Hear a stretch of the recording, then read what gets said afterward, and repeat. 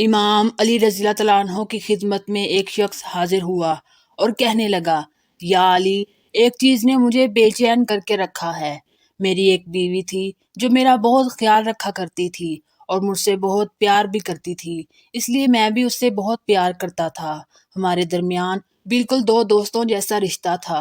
زندگی بہت اچھی گزر رہی تھی، لیکن کچھ سالوں بعد حالات کی وجہ سے ہم میں علیحدگی ہو گئی، لیکن آج بھی اس کی یاد بہت آتی ہے۔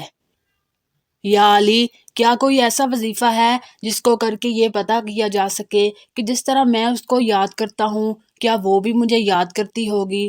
اگر وہ بھی مجھے یاد کرتی ہوگی تو میں پھر سے اس کے ساتھ نکاح کر لوں گا، اور اگر وہ مجھے یاد نہیں کرتی تو میں اسے بھولنا چاہتا ہوں۔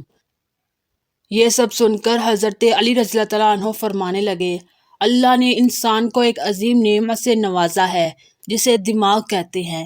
اپنے دماغ کی وجہ سے انسان اپنے مستقبل کو بھی دیکھ سکتا ہے۔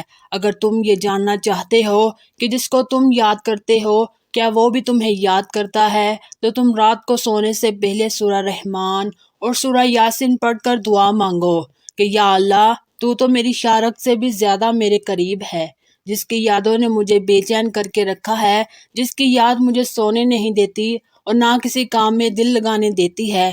یا اللہ، تو مجھے خواب میں کوئی ایسا منظر دکھا جس کو دیکھ کر میں یہ سمجھ سکوں، جان سکوں کہ جس کو میں یاد کرتا ہوں کیا وہ مجھے یاد کرتا ہے یا نہیں۔ اگر تمہیں خواب میں وہ شخص خوش نظر آئے یا سبز جگہ نظر آئے تو تم سمجھ جانا کہ وہ شخص تمہیں یاد کرتا ہے، لیکن اگر خواب میں وہ شخص نظر نہ آئے بلکہ خواب میں اندھیرا، ویران جگہ، پریشانی نظر آئے تو سمجھ جانا کہ وہ شخص تمہیں بھول چکا ہے۔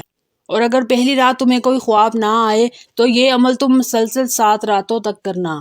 کسی ایک رات تمہیں الہام نظر آ جائے گا۔ اپنے اللہ سے دعا کرتے رہا کریں کہ جو آپ کے لیے اچھا ہے اسے آپ کا نصیب فرما دے، اور جو آپ کے لیے اچھا نہیں ہے اسے آپ کے دل و دماغ سے نکال دے۔ بے شک اللہ بڑا مہربان اور دعاؤں کو قبول فرمانے والا ہے۔